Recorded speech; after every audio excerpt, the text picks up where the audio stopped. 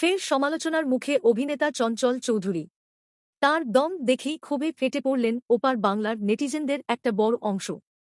শুধু কি তাই, বয়কটের ডাকও দিলেন অনেকে। কি করছেন তিনি? কি দোষ এই অভিনেতার? চরকি ওটিটি প্ল্যাটফর্মে আসতে চলেছে চঞ্চলের নতুন ছবি দম। তারই ফার্স্ট লুক শেয়ার করেছিলেন তিনি ইনস্টাগ্রামে, যা দেখামাত্রই নেটিজেনদের একটা বড় অংশ তাঁর উপর ক্ষোভ উগরে দিয়েছেন। একই সঙ্গে পুরনো প্রসঙ্গ টেনে এনে করেছেন তাঁকে তুলোধনা।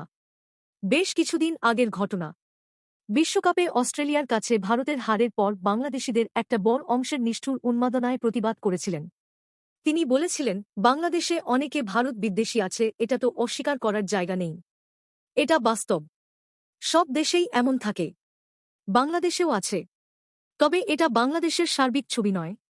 আর যারা ভারত বিদ্বেষী তাদের তো জনে জনে গিয়ে আমার পক্ষে বলা সম্ভব নয় যে ভারতকে সাপোর্ট করো। যোগ করেছিলেন, এটা তো অস্বীকার করার জায়গা নেই যে বাংলাদেশে ভারত বিদ্বেষীর সংখ্যা কম নয়।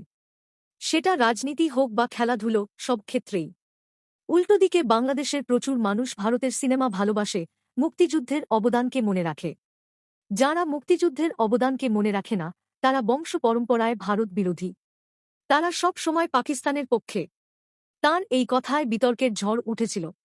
অনেকেই দাবি করেছিলেন, যেহেতু চঞ্চল ভারতের অনেক ছবির অংশ, সেই কারণে তোষামত করছেন অভিনেতা, ভারতের পাশে দাঁড়িয়ে ছোট করছেন নিজের দেশের মানুষকে। যদিও চঞ্চল জানিয়েছিলেন তার কথার ভুল ব্যাখ্যা হচ্ছে।